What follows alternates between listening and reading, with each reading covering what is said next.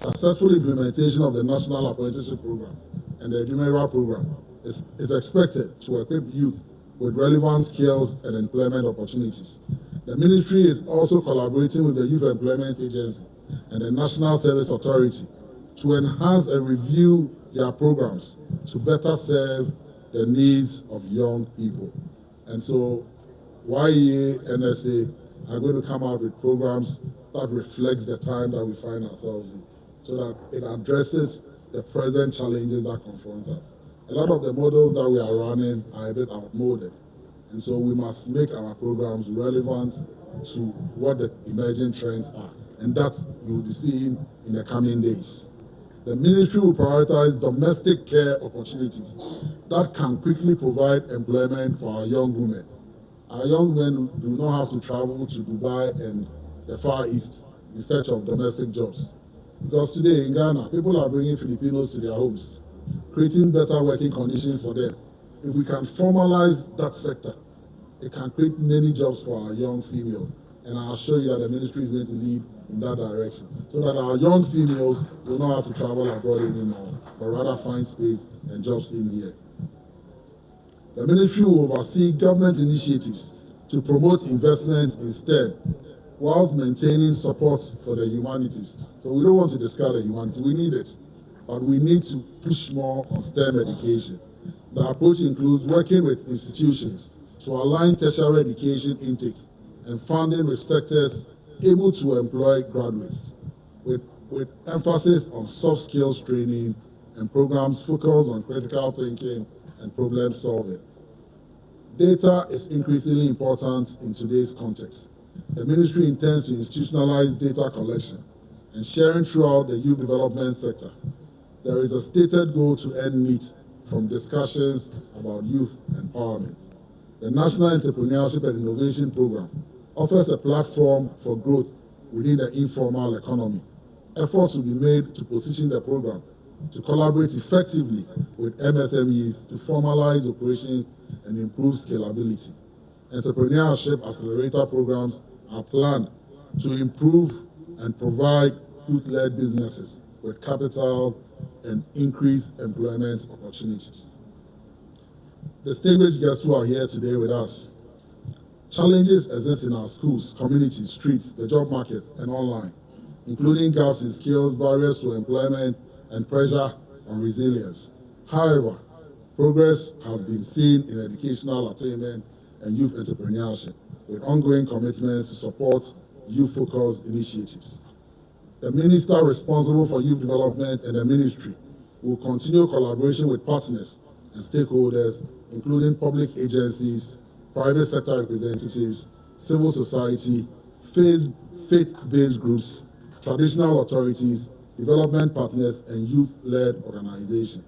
The aim is to maintain and enhance indicators related to access to education, quality of training, pathways to employment, entrepreneurial support, and inclusion. Efforts will be made to address challenges, such as closing the skills gap, expanding employment opportunities, ensuring safety and well-being, particularly with regard to substance abuse, and improving outcomes in technical and vocational training within the ecosystem of our country. The government and ministry plan to implement policies aimed at including all young people, promoting youth participation in education, employment, innovation, and community building initiatives. The focus will be on evaluating relevant indicators, adopting effective practices, addressing shortcomings, maintaining open communications, reducing unnecessary barriers, and ensuring accountability for both administrative actions and desired outcomes for youth. Opportunities for young people are being established through various programs and policies. Youth are encouraged to engage with these initiatives, apply, enroll, participate, invest in their personal development by continuing learning, volunteering, networking, and innovating. Young people are advised to avoid habits and decisions that negatively impact their potential and to make choices that support long-term growth, such as prioritizing discipline, integrity, and constructive engagement. Whilst progress may take time, efforts are underway, and collectively, movements towards set goals is ongoing. The objective is to enable every young person to have access to resources, tools, well-being, safety, and community support. The aim is to work together towards national development with support from all stakeholders. I'm also happy to announce to you that somewhere in the first week of December, the ministry will be launching a tracker that has all youth-related activities online, which every Ghanaian can see, so that in real time, you can have access to data on youth unemployment. It's not going to be like we say we created 10,000 jobs, and then in real life it's 5,000 jobs. The tracker will be made available for everybody to have access to, and then you see. And we are also using the tracker to cut out duplications and multiplicities. So if we say that 5,000 people are under the NEIP and are there, their data will be there for you to access. If we say NYA has engaged 10,000, you will see. We tell you that Ghana Enterprise Agency has employed 5,000, the data will be there, their details will be there, and we can independently verify so that we see the progress we are making as a country. Today's focus is to encourage the Ghanaian youth and to assure you that President John Mohammed's government is committed to closing gaps and creating opportunities for your success. The Ministry of Youth Development is seeking stronger collaboration with our development partners to support programs aligned with the needs of our people. To our development partners, it's a passionate appeal we are making to you. This is our country. So when you are bringing in your money to help us, we want to sit down with you so that we tell you which critical areas that we need development in. We don't expect you to design your programs from wherever and bring them to us. We are doing a needs assessment of our people, and we believe strongly that we want to collaborate and work with you so that we're able to address the problems that really affect us. What may be a problem in Accra, in an urban center, may not be the same problem in a rural community. And so if we work together with you, we'll be able to address the challenges, and we'll send development and programs to the areas that are most needed. A lot of money has been thrown out in the last 10 to 12 years, all in the name of youth development. We intend to streamline that sector so we don't waste resources anymore. Every dollar must be put to good use. Every dollar must be accounted for. Every dollar must transform and change the life of a young person. And that the ministry is committed in doing. Like I said, we are only seeking stronger collaborations with our partners to support programs that are aligned with the needs of our people. Let us work together to build the Ghana that we all want. God bless our homeland Ghana and make our nation great and strong. Thank you.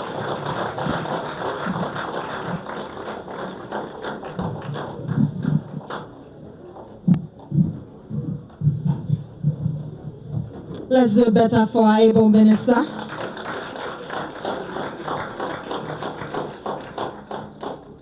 Very, very interesting submissions. And of course, we're going to be having solution-driven conversations with some of the researchers. We know that the State of the Youth Address was heavily backed by research, and most of them are here with us. We'll have a brief discussion with them, and then we'll give you the chance to also ask some questions as and when we're done with that. So we'd like the place to be set up now for the panel discussion. And as the place is being set up, just give you a wrap of some of the important things that the minister highlighted. It was on 5 interconnected pillars, being health and well-being, education and skills training, economic empowerment, civic engagement and community participation, as well as personal development and leadership. These were the 5 key thematic areas that were mentioned by the minister. And of course, in terms of the state of the Ghanaian youth, he mentioned some very important things that we should be quite worried about.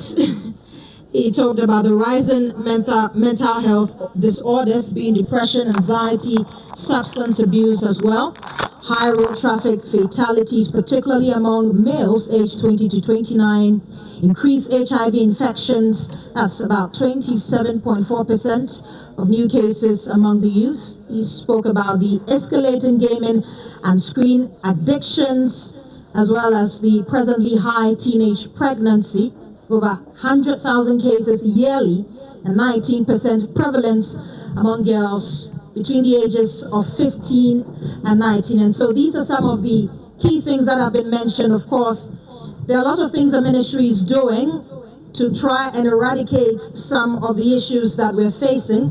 But we're going to be having some very important solution-driven conversations with some of our researchers. And so I'm going to invite the panelists onto the stage now.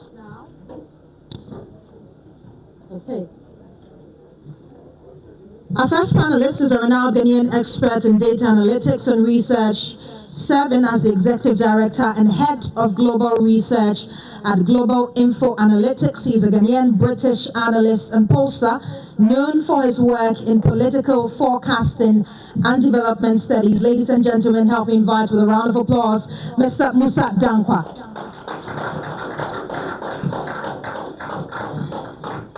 Oh, let's do it better for him as he walks on stage.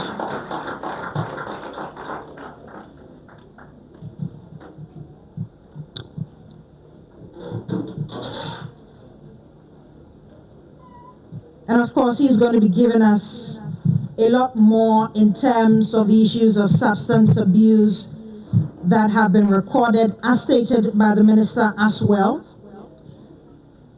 We're going to invite some other panelists. There are 4 in number. And I'm going to be reading to you their profiles. Okay. Our next panelist, he is a strategic digital transformation and change management consultant with over 12 years of experience leading institutional reform and large-scale digitalization across Ghana's public sector, financial services, and government organizations. He specializes in stakeholder engagement, agile transformation, and capacity building. Help me invite onto the stage Mr. Daniel Kosina. A round of applause for him. Major retired Daniel Kosina. Apologies.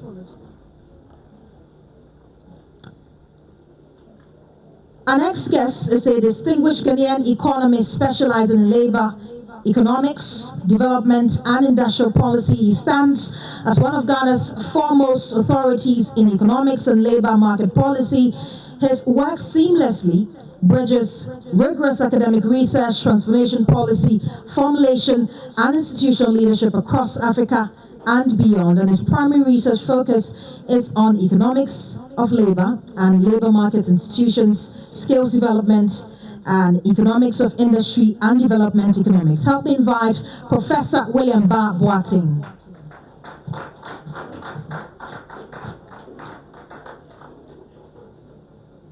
Oh, let's do it better for him.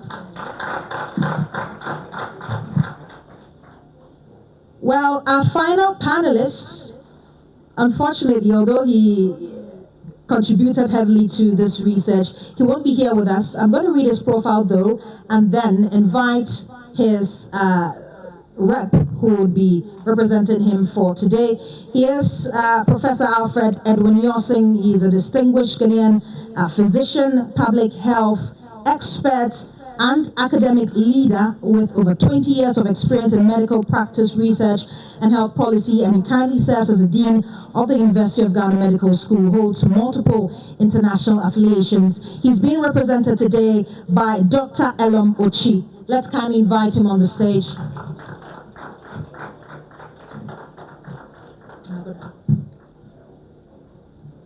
Oh, let's do it better for them.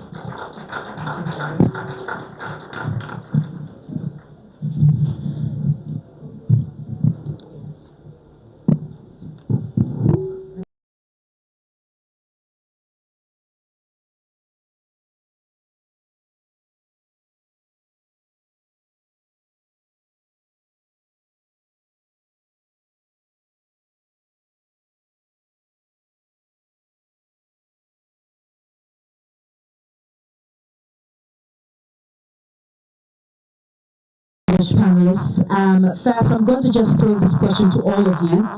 If you would firstly give us a wrap or a summary of your major contribution to this particular research and what you think the way forward should be in terms of it. So I'll start with you, Mr. Dankwa.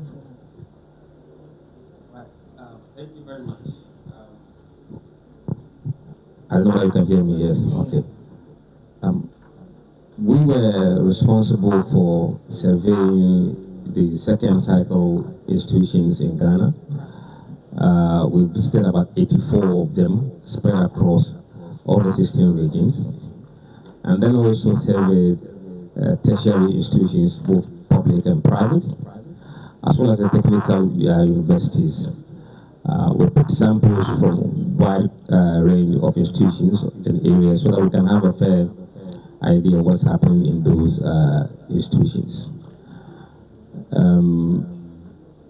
You can pick a kind of a pattern of certain kind of behavior across technical institutions, different from private polytechnics, universities, and public universities. This is to enable us to see whether there are differences in the data as far as these institutions are concerned. They run differently, and also in some cases the location of the university or the institution pointing to some kind of worrying development, especially those that are centered around central business area and the community in which they are located. It tends to point out some certain development that I think it makes sense if you understand the area very well.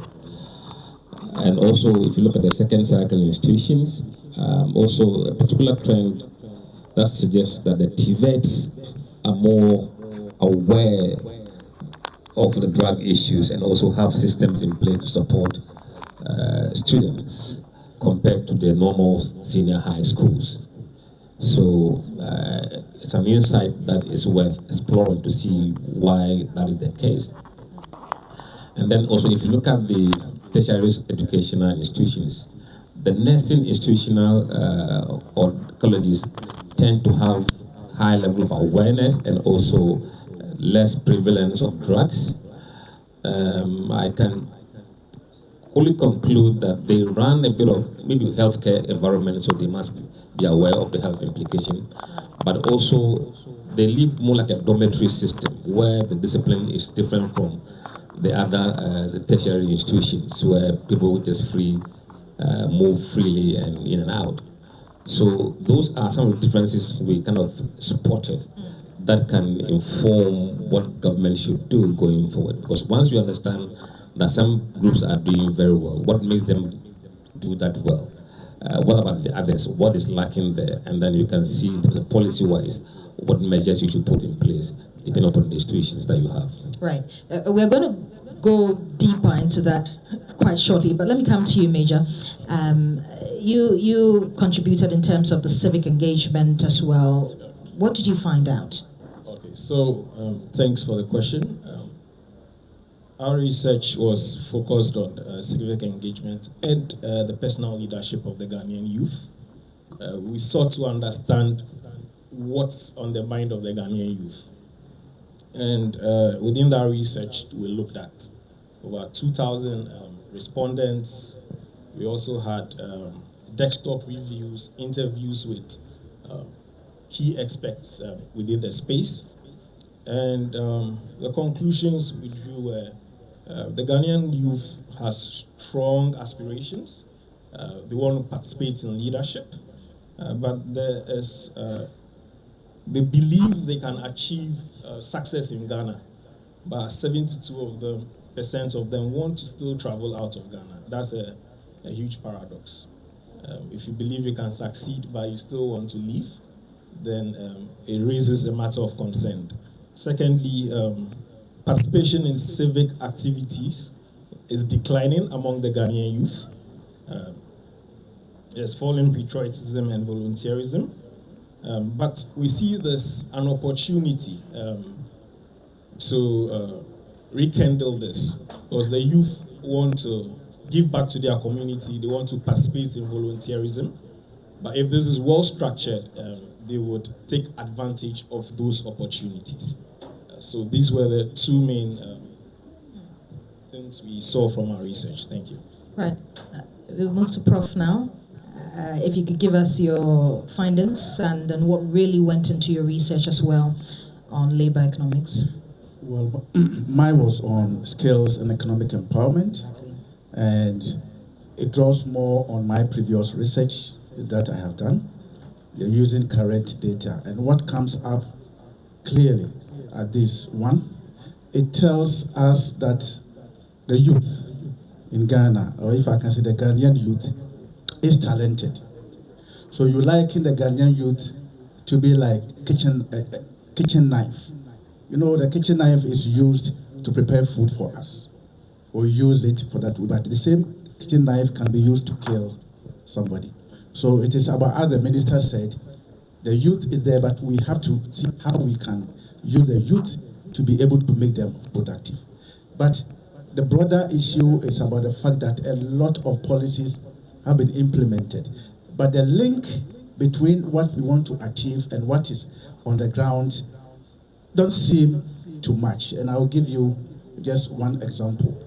We want to educate our young people, but in secondary school, it appears we focus more on the classroom. We don't expand the education to include other curricular activities, because you may find a young person who may not be so good academically, but may be the best when it comes to sports. We don't expand it for everybody to harness the talent that he has. The second one is, the minister mentioned the fact that when it comes to vocational and technical training and apprenticeship is quite low. You can also link it to the policy environment.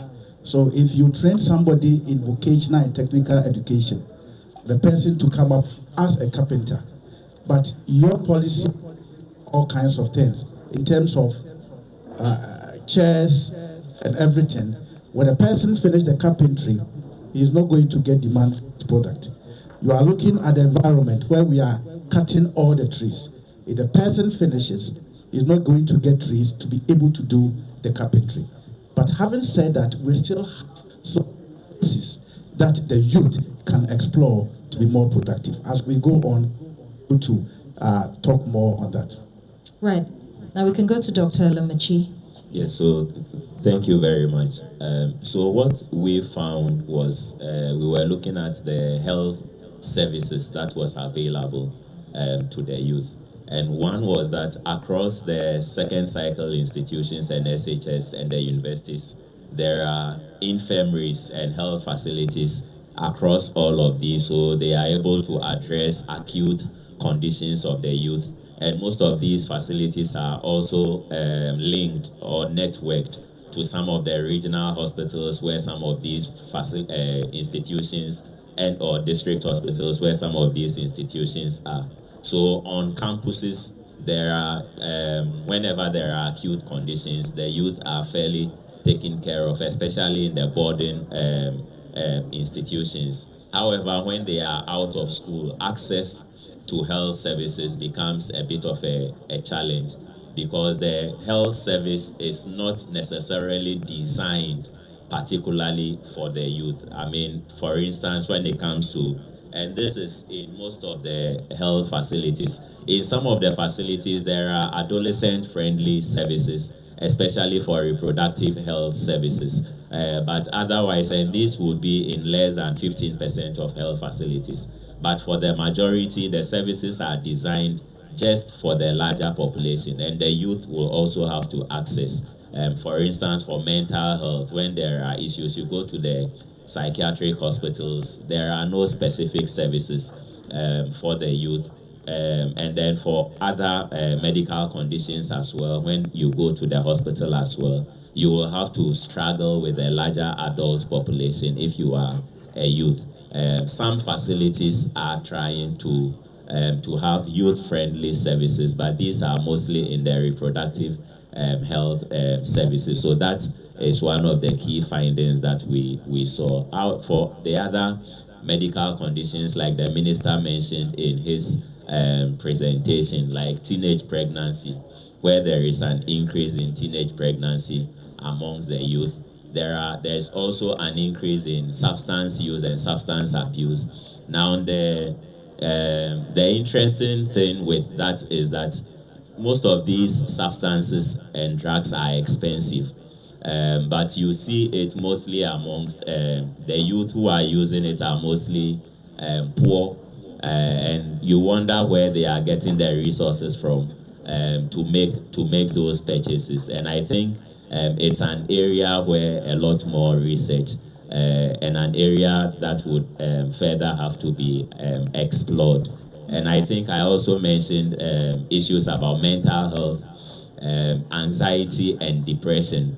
That is also on the increase amongst the youth. So these are some key areas that we identified in our work.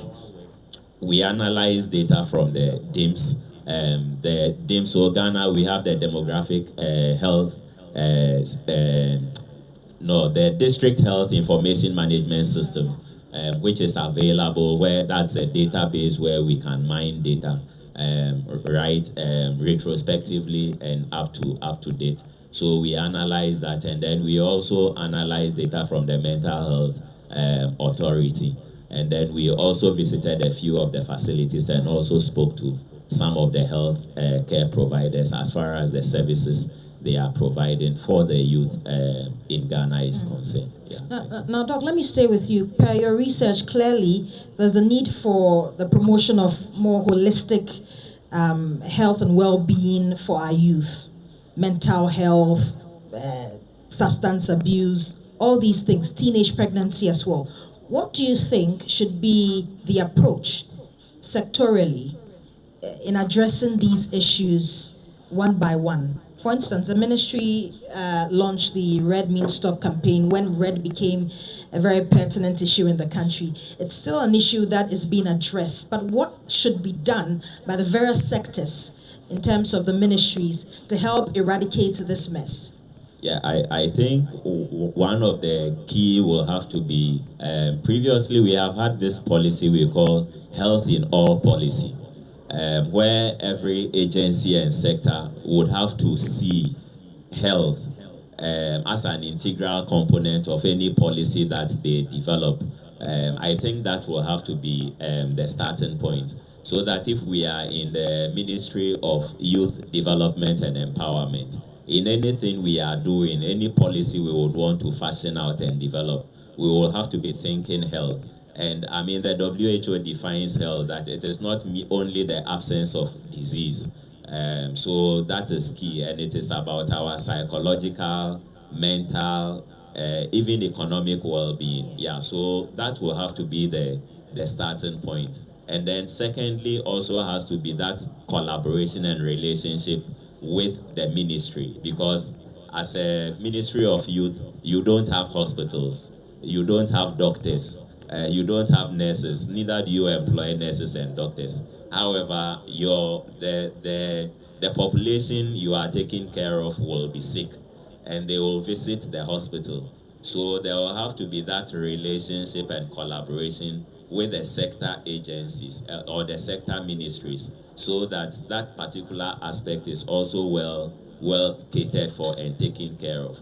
I think that becomes that should be the key starting point as far as anything health is concerned. So I think for all the and it shouldn't be only the Ministry of Youth, but for all the ministries, we will have to be thinking health when we are thinking and developing our various policies, because like the issue of non-communicable diseases, diabetes, obesity, which the minister mentioned, is a very big deal. But we see a lot of youth in the gym and etc. But you see that it is not having any effect on the rate of obesity, for instance. So, I mean, what are they doing at the gym? We are getting muscles. Such that it is having little impact and effect as far as their levels of obesity and nutrition and etc. is concerned. Yeah, so this is where there is the need for that level of tight collaboration and relationship between the various sectors. And we should be seeing the impact of our policies on other, it's a system. So I think that, for me, that becomes the key recommendation, so that we stop seeing ourselves as silos, but we see ourselves as an interconnected system where every action should be having some replicating effect and impact on other sectors. Right. Let me come to you, Mr. Musa Dankwa, because you visited a number of second cycle institutions, that's our secondary schools, and we've seen how the issue of substance abuse is becoming an issue. Now we go on social media, and I believe a lot of us can attest to it. We see young girls holding their phones now. TikTok is the new deal. They go on social media and say very, very disturbing things about what they intend to do coming out of school. And some of them I wouldn't even want to mention, but I believe you are all very well aware. Some of our young men in school engage in violence. And all these things usually are even linked to the substance abuse, because I mean, it gives them the guts to do what they do. What exactly is the problem? Is it our institutions? And what should be the solution? I think the system is completely broken. Discipline levels in schools probably has gone down significantly. Then the powers to discipline has also been curtailed over the years. I mean, there was a time that you see your housemaster and you take a run. Now it doesn't exist anymore. Yes, there has been a ban on corporal punishment, but I don't think we should lose the ability to discipline students. We also found a connection between students whose parents are on drugs. About 17% of the students said their parents are on drugs. And this has impact on these students as well. So it's not just the schools that they pick bad habits from the homes as well. So we need to really take a holistic approach, not just for students who are engaged in drugs, but also the parents as well, awareness of these dangers. Elsewhere, you have a state system that support alcoholics or people on substance, but here is absolutely non-existent. Now, we need to start looking at that in a big way. The level of exposure to drugs in the schools are quite high, very, very high, especially the weed, edibles, alcohol. To some extent that even hard drugs like cocaine and heroin, about 5% or so students are aware that is being used in the schools campus. So these are very serious stuff. There has been some policy or identification of certain measures that can be taken in the meantime to try to bring the awareness to these students. One of them we found to be a unit within every student's curriculum to introduce drug use or substance abuse in the core unit or one of the any units at all, so that they will be aware of it. Sometimes they just want to experiment, and after experimentation, they get addicted to it. And if that happens, how do they cure themselves? The rehab systems are not there. So the counseling system in the schools should be probably encouraged and strengthened. And also, we found that the students are much more comfortable dealing with their peers for help than going to the institutions for help, for some privacy of the health. So there should be an encouragement of these faith groups that serves as counseling for these students, because they find it very easy to go to the Pentecostal clubs or the church groups and seek help from. So it should be a matter of a whole lot of solutions to try to tackle the problem, but it needs resources, and we have to find some resources to begin to develop these systems, because the problems are there. They won't go away now. There should be an effort, a medium to long-term plan to see what can be done in the schools to bring the issues to manageable levels at the moment. The government is quite high. Right, right. Thank you very much. Let me come to you, Major Retired Kosina. And of course, you spoke about civic engagement as well as leadership. We've gotten to an era where youth activism has become very high. Fix the country. Now, if you organize a demonstration, you are sure to get almost half of the Ghanaian youth following you on the streets. But despite this trend, it seems that when it comes to political engagement, it's still low. We don't have a lot of youth wanting to enter into politics, and even women. What exactly is the problem, and how can it be solved? Thanks for the question. So, when you look at civic engagement amongst the youth, from the research, we realized civic engagement was, voting was the highest amongst all the others, volunteerism, activism, and co. And it's seasonal. It's a 4-year cycle. So after that year, the civic engagement declines. And you can see from the recent times, some of the demonstrations and activities organized have not seen that much patronage compared to what happened last year. Probably depends on the state of the affairs. So, and sometimes you feel these activities could have been politically driven. Yeah. But there's an increasing decline by the Ghanaian youth to participate in civic activities. And what is accounting for that? It's a complex one. And I'll say, the ministry has done very well in structuring the strategic pillars they would like to use to address the youth's challenges. And when you look at the strategic pillars, at the very bottom is health. And then we have education, skills, civic, and then leadership and personal development. And you realize that if the lower three are having challenges, then automatically civic engagement is dropped, personal development also lowers. So if there's a coordinated effort to ensure that the other pillars are well taken care of, or policy initiatives at those levels are well implemented, it tends to impact civic engagement. I'll give an example. When you talk to volunteer organizations, they tell you the youth want, to even volunteer, they want to be paid before they volunteer. Why?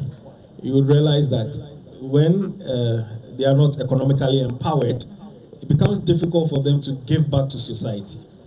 Hence, these challenges. So I think there's a lot of work the ministry has to do, and they will need the support of development partners, civic society agencies, and all those in the youth space to help us improve civic engagement and youth leadership. Thanks. Let me come to you, Prof. So currently we have over 70% of youth employed in informal or vulnerable jobs. How can the ministry encourage formalization and improve job quality in this era? Okay, so we use the word formalization to mean something different. Okay.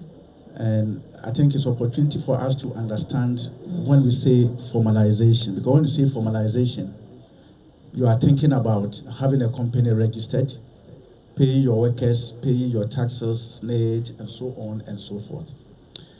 But the research shows that you can have people in the informal sector and you can make them operate like the way the formal sector operates and become more productive. So for instance, you can organize them, provide them with training, conscientize them for them to know how they can improve on the work that they are doing. They can increase productivity, raise more incomes, And then that is when they begin to pay taxes. Because I'll give you a typical example. Now we want everybody to be registered on Ghana card, which is very good. But if you are registering somebody, and the main thing that you say is that we want to register everybody to bring them into the tax bracket. Nobody wants to pay tax. So there and then you are just telling the person that this is what I want to do. That is why I'm doing that. But if you tell the person that I am registering you so that you have access to 1, 2, 3, 4, 5, that will benefit the person. The person will get there, and after he has been able to get into that, become empowered, then the person will have what it takes to pay tax. So formalizing the informal sector is interpreted to mean that we have to make everybody operate in the formal sector. But what ILO means is that making people who are working operate like the way formal sector operate. Get the cocoa farmer, pay SNIT. Tell the cocoa farmer that your pension is so important, and he will pay when he gets the cocoa money. He has to pay some to SNIT, so that when he is no more to be able to work, he gets it. That is how formal sector people operate. Tell the cocoa farmer that this is what must be done. You don't need to use this kind of insecticide. You have to spray your farm at the regular time. Then he is going to operate like the formal sector. So when we say formal sector, that is formalize the informal sector. Our mind should go to how they can operate as the way the formal sector operates, and be able to become more productive. Now, when you say vulnerable employment, what we are saying is that people who are working in the kind of jobs that will not earn them regular income, and therefore if there's any shock, they are no more. So we are talking about that woman who is Dokanshi, works from 8 a.m. to about 7 p.m. and still not able to get something. When the rain comes and that day he doesn't go to the market, he doesn't have anywhere to go. That's the vulnerable employment that we are talking about. However, we are talking about a kind of businesses, employment, that somebody can go to work and be able to get something. I'm sure the conversation normally talks about the fact that let's move to entrepreneurship. That is the best. But I always say that we are talking about entrepreneurship. Entrepreneurs, you pick the winners, an entrepreneur who will start something and be able to expand and employ thousands of people. Not entrepreneur who is going to be on the tabletop, and the tabletop will be there for 10, 15 years, and he and himself. That is not that entrepreneurship, because the data shows that in advanced countries, you go to Germany, you go to US and so on, the major form of employment is wage employment, working for somebody to pay you. So you have Bill Gates, who started something small, and now he has so many people that he's employing. So that kind of entrepreneurship is what you're talking about. And we can do that even within the informal sector, train the informal sector operators and behave like the formal sector, and they'll be able to produce and produce more. The data now shows that informal sector accounts for more than 80% of total employment. Right. However, they contribute just 27% of GDP. But if they are able to be more productive, they will increase their contribution to GDP, and the effect will be the economy growing and developing. And thank you so much, Prof. For the sake of time, I'm going to go through a last set of questions, and we'll still stay with you, Prof, for this one.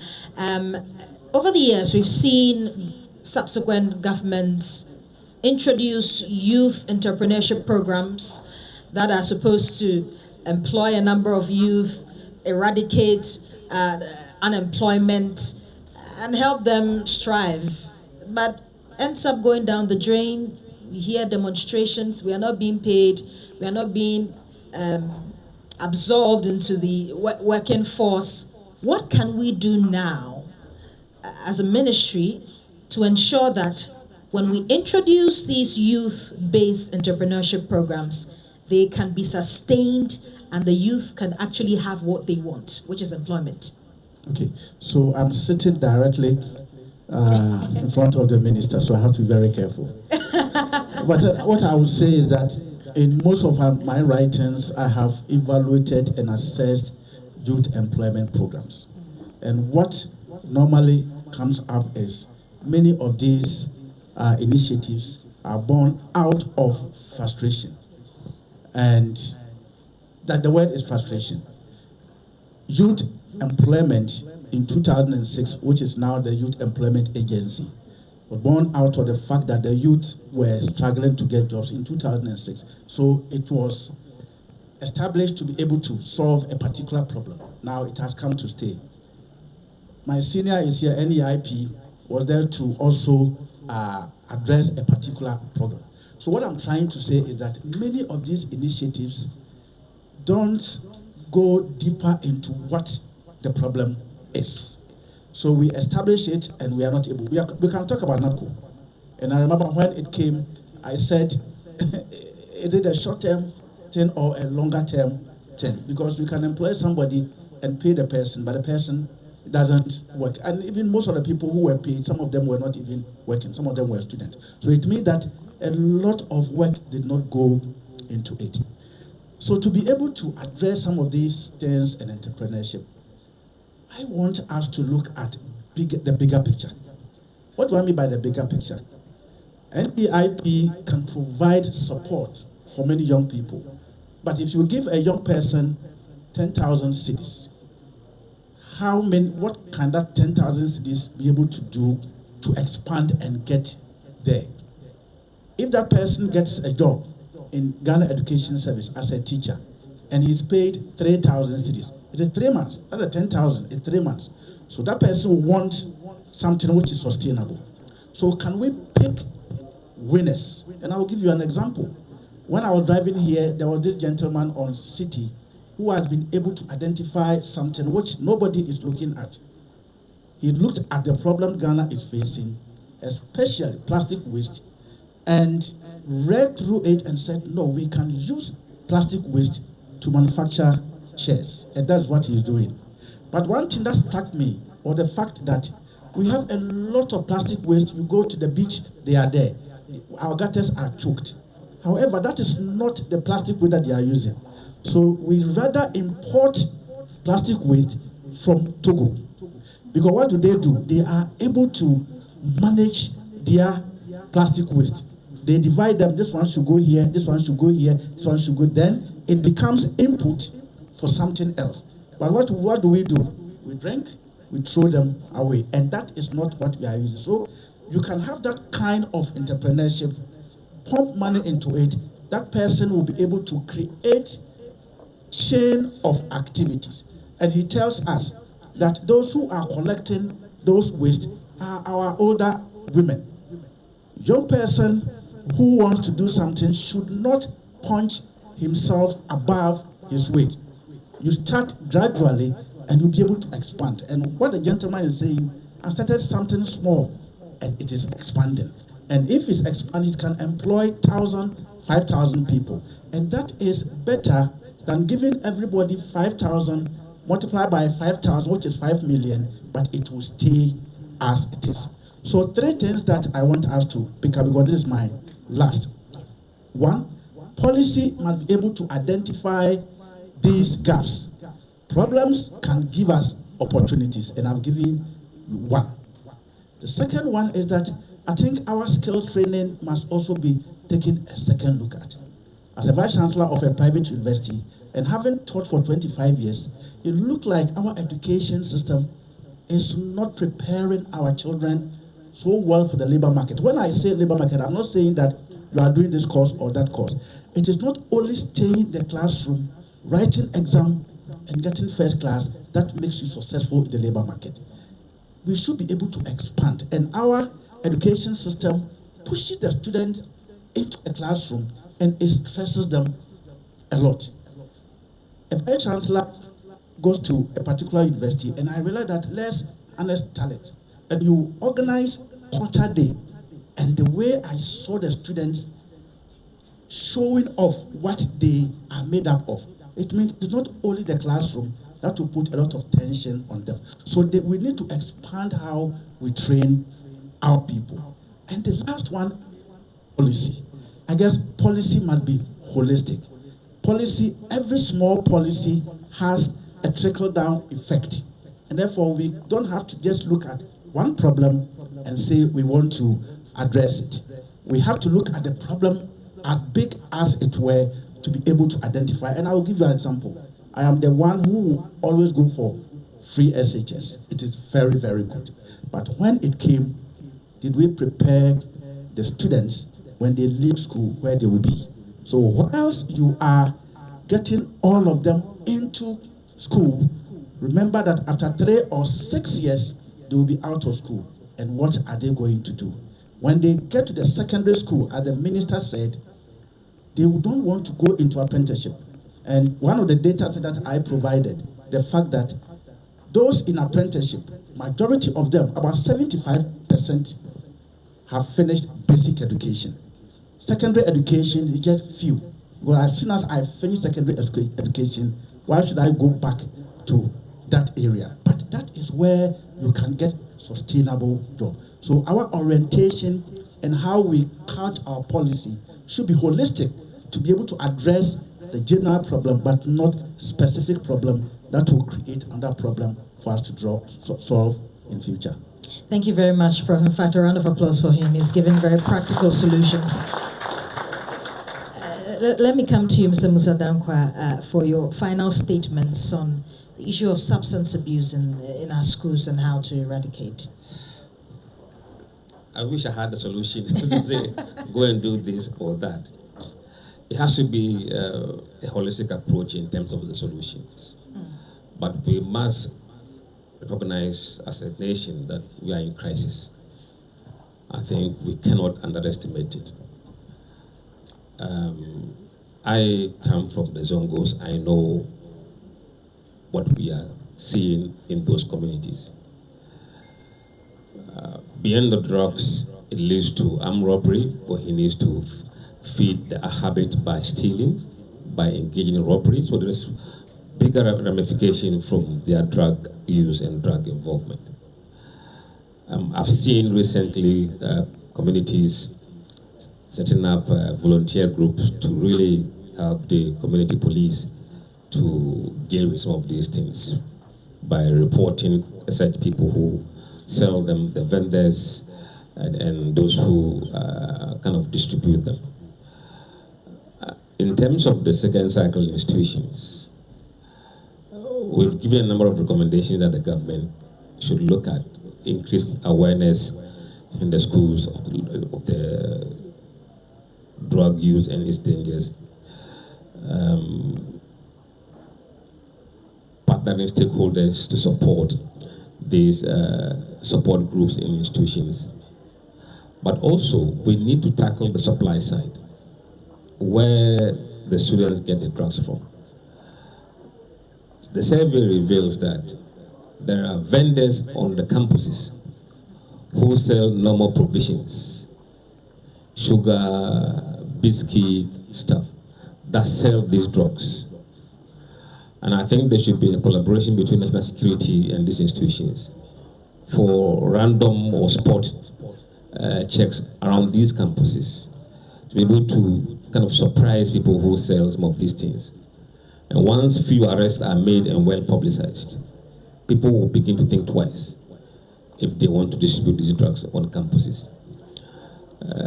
It's easily obtainable by these guys. I mean, they sell common sobolo, and it's laced with drugs. So working with the security agencies and the sustainable boards, you can kind of increase surveillance around campuses.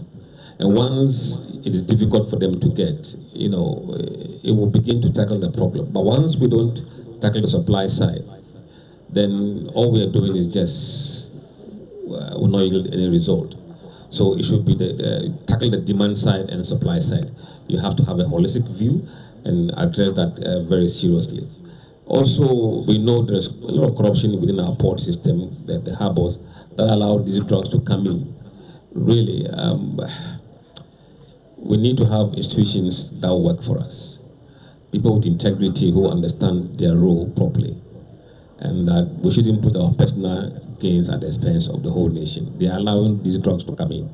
They're not flown in through the airport, it's through the ports and then the border towns. So we should be very vigilant and understand the consequences of what these drugs will be doing to our future and tackle it. And I believe once the government has a holistic approach in partnership with donor agencies or development partners and working with the communities, we'll be able to begin to have a handle on some of these challenges. Right. Thank you. Thank you very much. I'm coming to you, Major Retired, for your final thoughts. Basically, what can we do as government, as a ministry as well, to make political roles more attractive? You realize that the youth seem to be having challenges going into these roles because they have complaints of accountability and lack of transparency. What can we do to fix this? Okay, thanks for the question. There's that growing perception amongst the youth that their voices are not being heard, and you can see that from the survey reports. And when people feel their views are not being well heard or they are not being fairly represented, they tend to shun away from such opportunities. So I think there should be a deliberate effort. One, to run a campaign to see how we can change the youth mindset, because there's a lot to do with a mindset change and shift.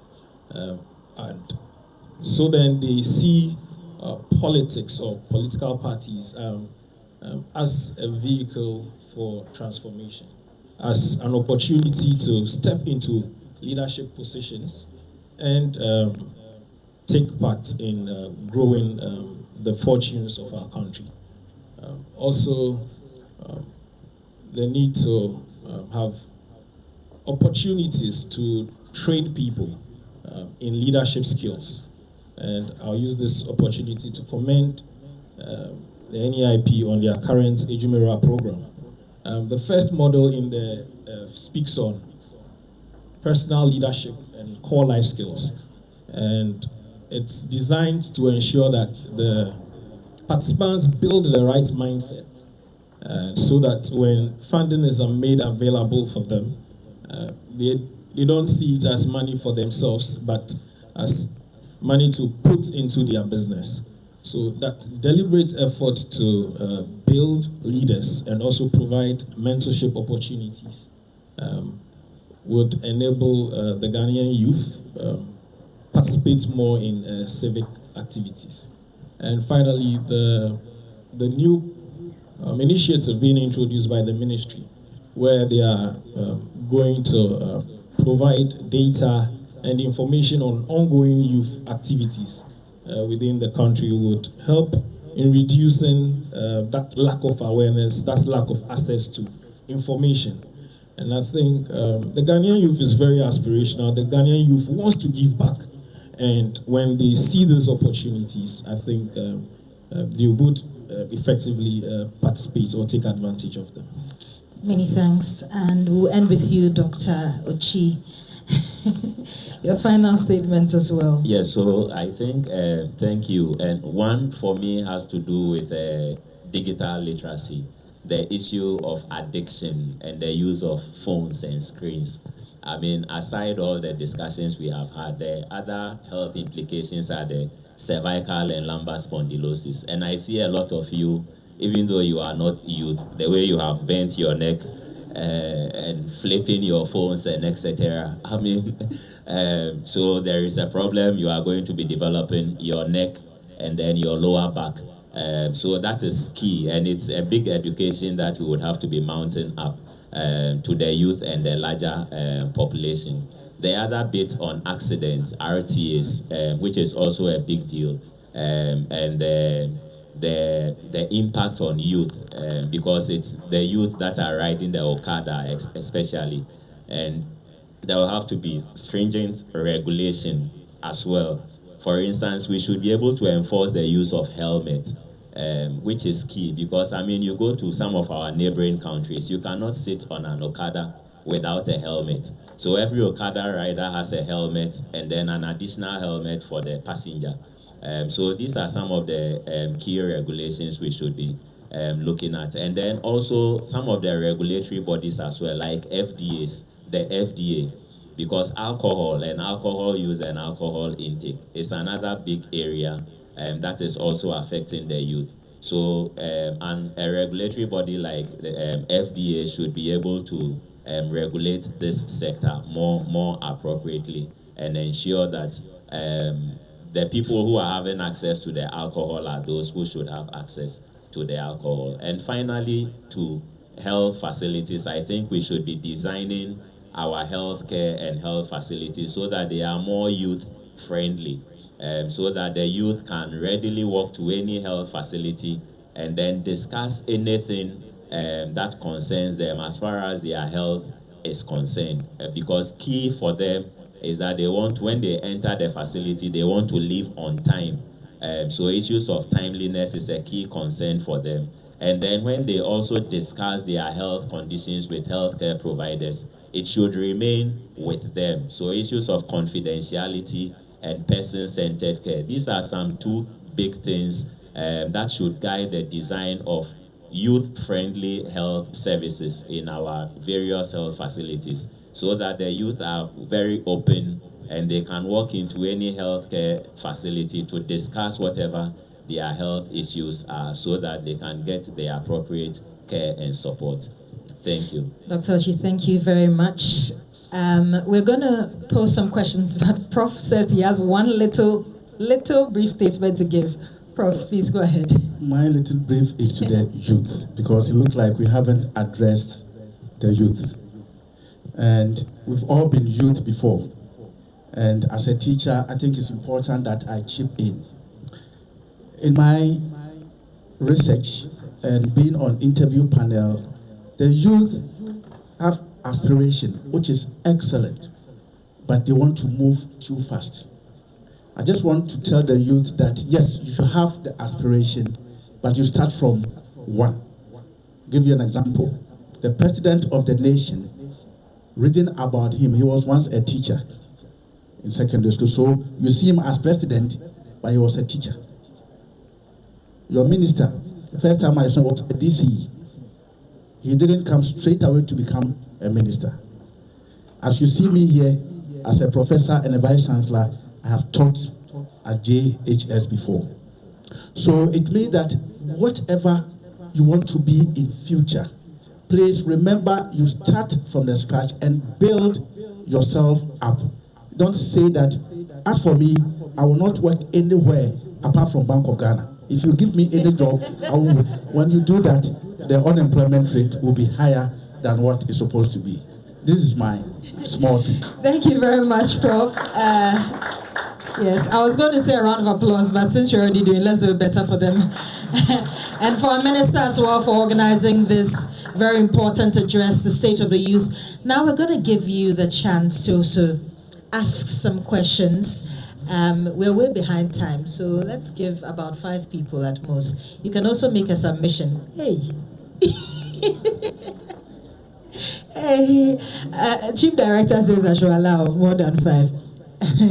I don't even know who went first. Hey, I think that young man went first. Please, where's the mic? Or kindly come for this one. So kindly pose your question to whichever of the researchers you deem. Thank you.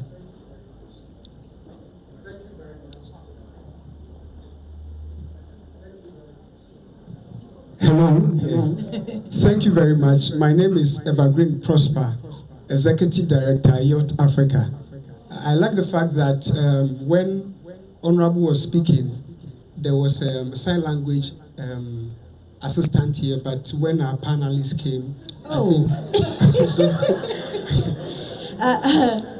This one, we beg, we are sorry. All right. Okay. Lab was actually quite tired after the first session. And yes, the place is small. We are very sorry. Thank you very much. I think this is the first time I'm seeing State of the Youth address in this country. I stand to be corrected. And I think youth, let's give that to our Honorable for doing such a great initiative. Thank you. Major and Honorable, our Minister, the youth of Ghana has whispered something into my ears. And they have asked me to ask you. Me alone, yes. The youth of Ghana represents 38% of the country's population. That is from 15 to 35. And when you are adding from 1 to 14, it sums up to be 60%. They are saying that if our nation truly seeks to build a future that fulfills the aspiration of them, how do we justify that? How do we justify their continued representation at the highest decision-making tables that shape their future and that of their country?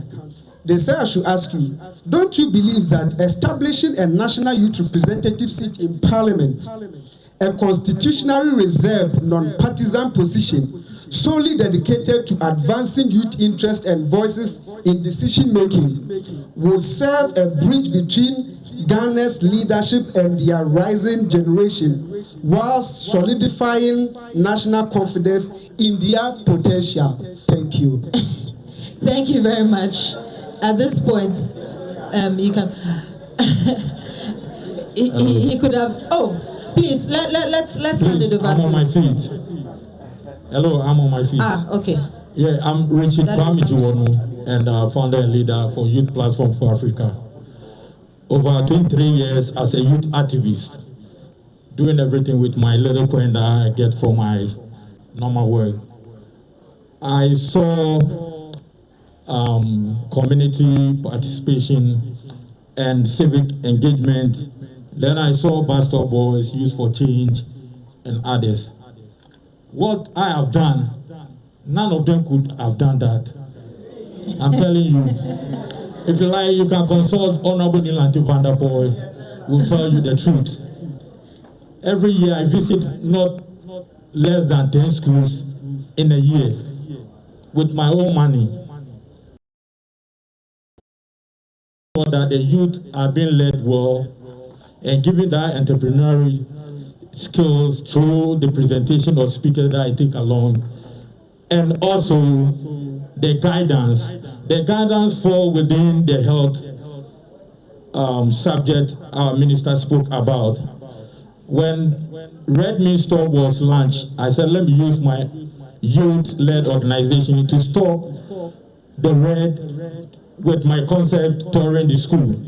And just recently, Ghana Education Service gave me a letter to strengthen me more to go more than I do. Next year I'm going to Kumasi to do this. So what I want to plead with my Honorable Osman Yariga, which I'm very proud of, is that please do assist me to do your work for you. God bless you. Please, let's try and be brief and allow for the questions. Okay. But before we go on, we'll have a question from you, sir. Please, can you hand the mic over to him? He was one of the first to raise his hands. I have a short announcement. Please, if you are the owner of Toyota Hilux with a car number GV6.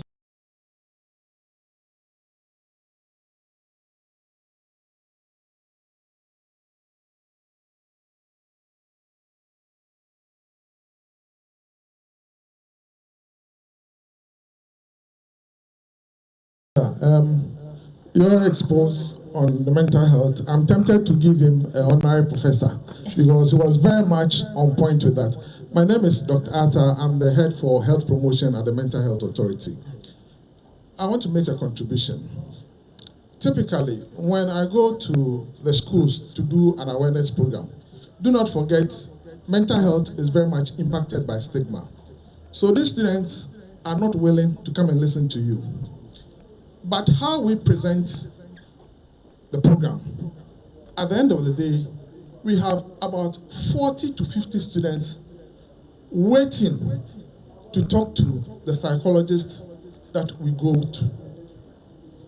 Why? there is or there is not a counselor. So to support what Prof said, we need to strengthen and improve the counseling situation. There's the issue of confidentiality. Let me give you a typical example. I'll be very brief. In one of the schools that we went, this student was visibly shaking, and when I asked him all the questions, clearly he had mental health challenges. What was his problem? He wanted to study he wanted to be a neurosurgeon. He didn't know how. He've asked questions and they've confused him to that point. What was the solution? Luckily, I had my HR director with me. So I said, oh, talk to that man. In 5 minutes, the guy was laughing all over the place. Problem solved. So we need a lot of professionals. The word is professionals. When you go to the schools, you find out that they have a counselor. Why? Because he's a respected person, he's the reverend, whatever it is. But there is the issue of confidentiality. So the students do not use them. The question is, why are we not employing a lot of these professionals in the school? This is where I come to you, Mr. Minister. Because of your interest, there is the issue of bureaucracy and technicalities involved. That is why we are not able to employ this group of professionals. Please, let's have this engagement and let's do that. Thank you very much. Thank you very much. We've had a lot of submissions. Please, let's have this young man before we come to you. Thank you very much. Also, we are way behind time, so please let's make it brief. Take the answers so we can end this. Thank you. My name is Prophet Ajiman. I'm from the NYA. So my question is on the basis of how our youth are being underrepresented in government when our minister was addressing the youth. So, and also in line with our professor's last statement that he made. So I want to know that how is the ministry ensuring that youth leadership skills gained at the various institutions like the SHS and universities translate into broader civic engagement and political participation? Thank you. Thank you. The man in front of you. We'll take these last. Hey. Right, good afternoon. My name is Benjamin Jankese. I work with an organization called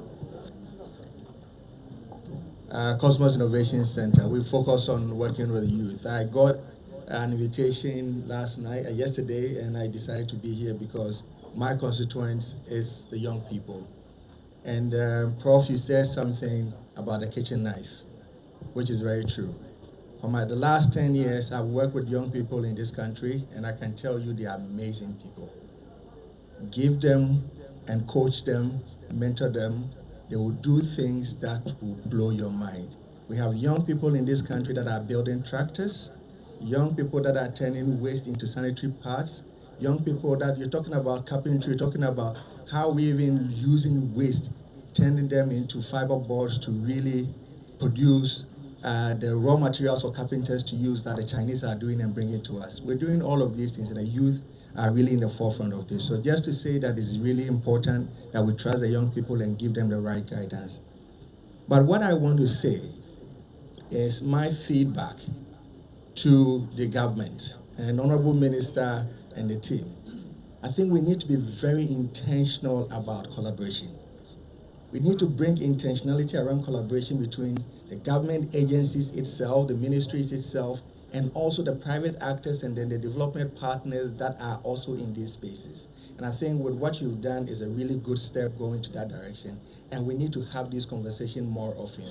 Because with that, and I'm sure you shared a few things about data that you want to collate, it helps us all plug into this data and now understand which kind of training is lacking, which kind of funding is lacking, so that the young people can really tap into these things and create companies. We have companies that are even employing over 200, 300 people. They raised over $30 million direct investment to the country, making revenues of about $7 million a year in this country, young people less than 35 years. It is possible. We can do it in this country, and we need to be intentional and structured to really do this. Thank you very much. Thank you very much. We'll take, him, you. All right, thank you very much. My name is Julius Kunsales for Mental Health Authority. I also want to find out, following from the last person, those that are in the vocational and technical fields, the support we have for them, besides changing the narrative, what financial support do we have for them? So that if they finish school, that I can access this fund to set me up for 1-2 years and I pay back that facility I might have access. I have encountered a number of people who desire to go into those fields, but the main problem is being able to set themselves up after the programs. I want to find out what solutions we have for the youth in that regard. Okay. Thank you. We've had 3 questions so far. I'm seeing a lady at the back. I'll take her because I'm hearing only men. Yeah, I'm already up and I'm holding the microphone. I'm after so you. Thank you very much. Because if you have not allowed me to ask a After question, you. you'll be doing a serious blunder. I'm representing all the youth in Ghana, Ghana Youth Federation. The minister knows that. He was the one who inaugurated it. So thank you very much. I think I have a very specific question for the minister and the ministry of the chief director. It's rather unfortunate that the chairman of the Parliamentary Youth Committee is not here, but I'm sure this will get to them. Yes, it's rather unfortunate. But then, so like I said, we represent constitutionally all young people in Ghana. So this one is not by mouth, it's by law. So everybody here get to know about the Ghana Youth Federation. And if you want to really partner with government agencies, pass through the Federation. That is your constitutional mandate. Go and check your constitution. But now, Mr. Minister, in all your address, which is amazing, one thing you didn't mention is something that has been prevailing for long, the under-resourcing of agencies and even ministries that are working for youth. The youth of Ghana through the Federation want to know that, are you promising us that next year national budget, we are going to see a difference? Not just a difference, significant one, because yourself and the president, you are the only government that have a whole youth manifesto for the first time in the history of Ghana. And yourself and the president is the only president in Ghana that have a single-out ministry for youth. And so we have seen the seriousness in it. But the funding side of it, I'm talking about the NYE, I'm talking about the NEIP, I'm talking about the YE, all the agencies under you. Can you promise us? And we are going to follow through. Thank you very much. Thank you. There's a man behind you, then after the lady. Okay, thank you very much. My name is Nanajima Prempe.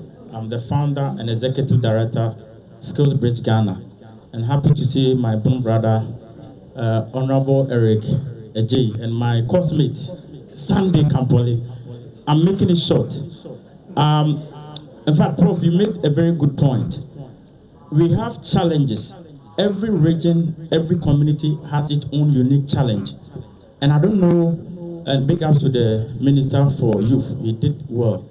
I don't know whether there was any policy on SHS graduates, those who just completed. In most cases, they have been left out because they don't have any certificate. So, for instance, Greater Accra, our main challenge is sanitation issue. Maybe we have other challenges, but that's one of the major challenges that we are facing. We can turn waste into wealth. I don't know if there's going to be a program more or less like volunteer, where maybe government will give them some stipend, because in Ghana now, if you don't add that one, it will be difficult. If you go to Ashanti region, maybe smart agriculture or maybe sanitation in the urban area. If you go to North, they also have their challenges. So, Honorable Minister is here. I don't know if there is any policy to target the SHS graduates. Thank you very much. Thank you. There's a lady behind you. Okay, my name is Favor Ekinsampo, a graduate student from the University of Education, Winneba. My question is about persons with disabilities, especially the students, the postgraduate students. We've seen the YEA coming up with skills training for persons with disabilities. But when it comes to graduate students with disabilities, they might not be interested in such skills training. They might be interested in coding when it comes to research, which will help them. And also, they are individuals who can do well when it comes to the job market. But with the statistics shown, it looks like little is said about them. So please, Honorable Minister, consider us, the graduate students with disabilities, so that next time this will be factored in. With the issue of inclusion, when we see the sign language, mostly we think that is all about inclusion. But what happens to individuals who cannot see well but needs braille presenting materials to read from. So please, we will seek that. Next time, consider us to. Thank you. Thank you. We are going to take 2 last questions. Him and her. That's it. Hello, my name is David. I'm from the Ghana Girl Guides Association. We are a youth volunteering organization. So this question is about volunteerism. We know that volunteerism creates a lot of opportunities for young people locally and internationally. And I personally believe that when we volunteer, it reduces a lot of apathy concerning so many national issues. But then it also seems like there is classism when it comes to volunteering. Only young people of a certain socio-economic standing get the opportunities to volunteer sometimes. So how do we reduce that so that young people from every social standing can volunteer? Because that way they are more engaged with problems happening locally, and then it reduces that apathy that a lot of young people have when national issues arise. Thank you. Thank you. Right, thank you. And I want to commend the ministry and then the minister for putting this together, and Christopher from Ghana Youth Manifesto Coalition. First of all, I think great panel, but I would have wished that we have an inclusive panel where the voices of young people themselves are also heard. It's quite unfortunate that we don't have a single young person in the seat of address. So, Mr. Minister, I think going forward we should check that out. Please, our panelists may be offended by that comment. I kindly withdraw. I'm just saying that it is important for us to have a rep of young people there. So I said great panel. I commend them. But it is important, for the organizer to consider that going forward. Because this is the youth ministry. So the voices of young people themselves have to be heard. So that's the first one. The second one I have to do from the researcher on politics and the youth participation in terms of civic. In your research, have you come across the monetization or the over-monetization of politics as one of the major hindrances for youth participation in these political processes? Because of course, I know CGD has done a lot of work around that. So if you can confirm that to us. And then secondly, in terms of constitutional barrier, for one to become a president of this republic, you have to be 40 years and back. Could that also be a hindrance? If you want to become a member of parliament, you have to be 21 years and above. Could that be a hindrance? And then a lack of ability to nurture leadership in young people from the very early stage, could that also be a major hindrance? I think these are the dimension of the question in terms of the politics and the civic participation. Then on skills, which has to do with the TVET. With the Ghana Youth Manifesto Research 2023, this is the final question. 2023, the major thing I have to do, when we throw questions across, in terms of those who were participants in TVET education, they confirmed that they had TVET education, all right. But when it comes to the machineries or the resources, they end up going forward that they don't have the practicality aspect of it. So I think resourcing these institutions, so for example, when you go to Global Technical Institute right now, they don't have the tools and the materials and the gadgets for practicals. So isn't that resulting in the fact that young people are not having interest in the TVET sector instead of boosting them with the resources? Thank you. Wow. Thank you very much. 3 questions from one person.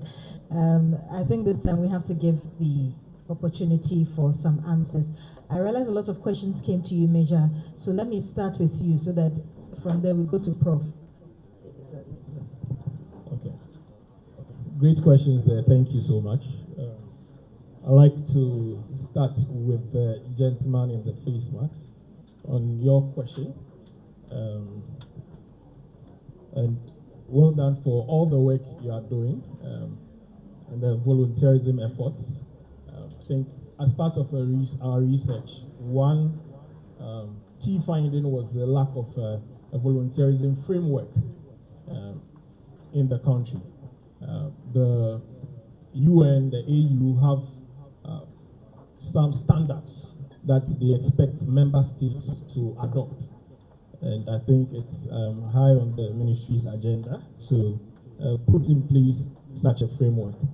And then efforts like yours can be well recognized, and so that more opportunities are also made available to impact the youth.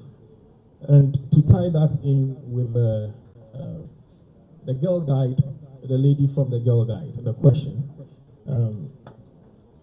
when a volunteerism framework is put in place, we believe from the research there are a lot of benefits when there's clear guidance in terms of volunteerism. They include one, recognition for volunteers. Also, volunteerism serves as a structured opportunity to develop skills for the young people and also provide jobs. Yeah. Also, volunteerism would improve civic engagement in the country, and through volunteerism, a lot of people can give back to their communities. Also, from volunteerism, the framework would provide that guidance, so then volunteer efforts or volunteers can be protected whilst giving out these services. And also, it will enable us to harness the energy of the youth and ensure that they are channeled into the right ventures. Because when people are idle or don't have opportunity to disperse of the energy that's within them, they tend to do other things that tend to harm them, like the use of drugs, which is very prevalent in our communities. Yeah.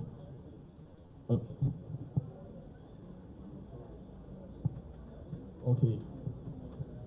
So I think that question I'll leave it for the minister. Yes. The one about the parliament, right?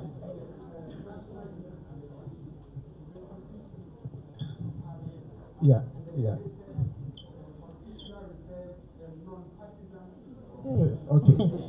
Okay. Let me try and answer that, but I will answer it from a later note, based on a question that there's nobody here who is youth. We didn't tell our ages. Since we didn't tell our ages, maybe I'm youth. Who knows? But on a more serious note, I think your question is very relevant. But we have to put it in evidence. In Parliament now, do we have people who are of the youth age? Yes. Exactly. And I just wrote some names here. So maybe they went there through the party or through what, but we have a lot of, and these days I see a lot of young people who are participating actively in governance, in economic management, and if you allow me to mention names, some of them were my students, and I know them. Sami Jamfi, his age is within the youth. Sam George, within the youth. Samia Wuku during those days within the, and your minister started. So we have a lot of them who are there, the evidence. But I think if we want to do more, we can do more. But just to sound a bit academic, when we say youth, what do we mean? And in my research, I didn't want to bother the minister so much because there are different definitions of youth. The UN looks at the youth at between 15 and 24, and it's based on something. African Union decides to put the youth between 15 and 35, is based on something. The Commonwealth classified the youth to be between 18 and 29, is what they are looking for. The Youth Charter looks at the youth between 18 and 35. And some of our churches, my own church, Methodist, we look at the youth between 15 and 40. So it depends on what you are looking at as youth. So I want us to put that in perspective. Otherwise, we'll box ourselves as if it is 1535, this and that. So if we get that, I think it will make the discussions quite relevant. And your point is so important But the evidence is that we have the youth participating. And currently, I know the government, in the past, we have a lot of young people in youth. And I'm always thrilled by the active participation of young people in our schools, the SRC, the GASAG, and so on. And when we say leadership, leadership is not only in parliament or in governance. There are different levels of leadership. So let's look at that as well. And I like the question from a gentleman who spoke about heterogeneity in the challenges we have across the country. And this is very important. Sometimes we box Ghana into one particular section and say we are the same. I think this is the beginning, but we can drill deeper into some of the things that we came up with, especially if we know that the youth is heterogeneous. We can come up with the challenges peculiar to specific young people. Because the youth between 15 and 19, their challenge different from those between 20 and 25. And it's different from those between 30 and 35. So the youth between 15 and 90 is not thinking about marriage, no. But the youth after 25, he has that as aspiration. So we maybe if we get a chance, we can drill deeper into it and be able to identify the problems as it were. Even for unemployment, if you look at unemployment and you do it by age, the peak of unemployment is around 22, 23. That is where the challenge of youth unemployment is. And it begins to go down up to 35. So when you are within the 30s, it is not a big problem compared to those there. So I like that question about heterogeneity of the youth. But the last one is the TVET. TVET is key. But the perception about TVET continues to hinder participation of many people in TVET. A lot have been written about it, but we still think that if you are not good, that is where you look at TVET. I think the ministry, with Ministry of Education and perhaps Labor Ministry, should be able to come up with something that will change our mentality towards TVET. Because Germany is Germany because they are interested in skills development, training. That is what they are interested in, not the liberal education that we always speak about. But when you come here, if you think you don't pass, you don't go there. And I'm a corporate because when I finished O level and I was asked to go to training college, I said no. Those who don't pass go to training college. So I have to go to, because I did very well, I have to go to sixth form. So that is the perception. That perception still remains. So we have to tell our people that many people have been able to make it through skill development. And let's use role models.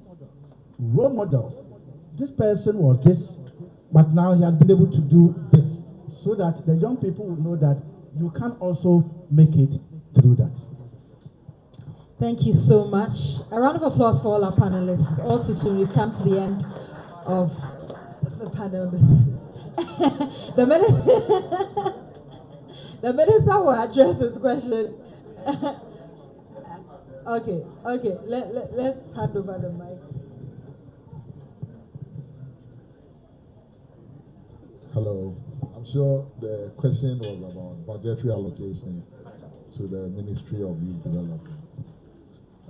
First, we must be grateful to His Excellency the President for even establishing the Ministry for Youth Development and Empowerment. And as a new ministry, I believe whatever allocations that were made in this year's budget, even though they were modest, we need to justify and put it to good use. They say to whom much is given, much is expected. And I believe strongly that what we've been given, if we utilize it well, they will begin to see and appreciate that many more have to be given to us. But the President is committed to the Ministry of Youth Development. The President is committed to youth development. Oh, I'm sure it's okay here. The President is committed to youth development, and so I believe strongly that in the coming years, a lot more budgetary allocation will be made available to the agencies under the ministry and the ministry itself. Thank you. Thank you very much. Apologies.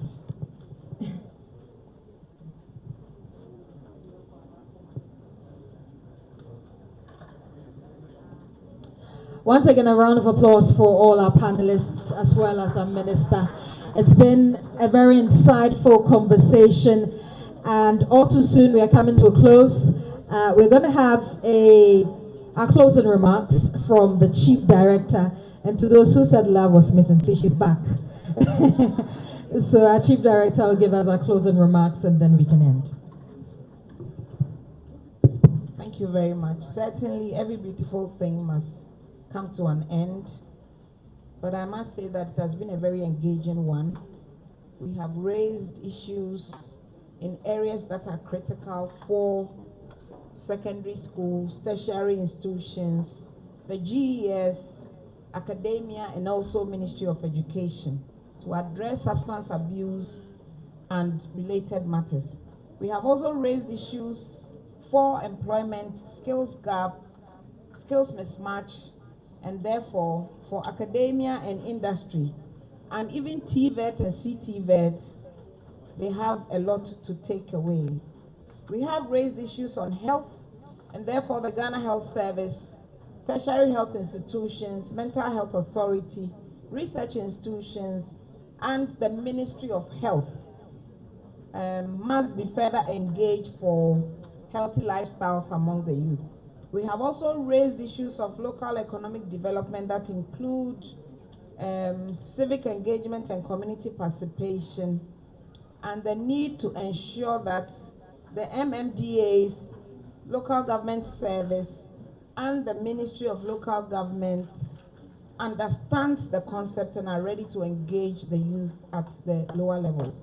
We have also raised issues for Parliament in terms of governance and the NCCE, National Commission on Civic Education, the EC itself, and generally on governance and participation. Indeed, we may have to engage better on that because the youth are clamoring for more recognition and their voices to be heard at that level.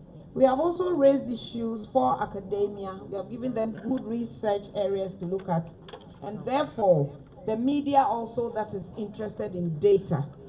We have given you a reason to believe in that and to probe and ask questions that are relevant for youth development.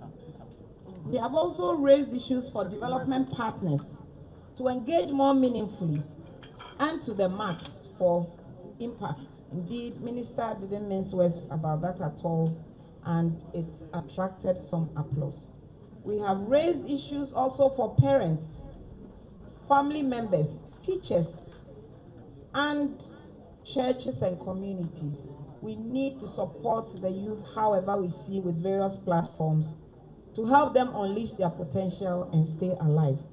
More importantly, we have tips for the youth. We are telling them to choose healthy lifestyles other than lifestyles that will prevent them from contributing meaningfully to the nation and preventing them from becoming globally competitive.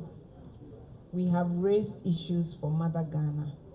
So I thank you very much for your attention, and I pray that once this is the maiden, the subsequent ones are going to improve as much as possible. We will reserve any other direct engagement with the youth for the youth dialogue, which we have scheduled for early next year, if God permits. So thank you very much for everything. Thank you. Do it better for her, Mrs. Emma Oforianchiman. She's the Chief Director for the ministry. And now we have a vote of thanks which will be delivered by Marian Timbila. Marian Timbila. A round of applause for her.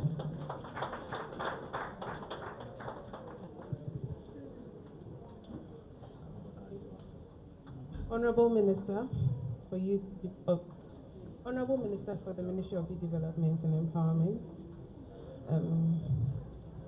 Chief Director, all Chief Directors here present, heads of agencies and directors, development partners, representatives of civil society organizations, youth representatives, representatives from the various ministries, members of the press, ladies and gentlemen. On behalf of the Ministry of Youth Development and Empowerment, I wish to express our sincere appreciation to each one of you for gracing this maiden State of the Youth address.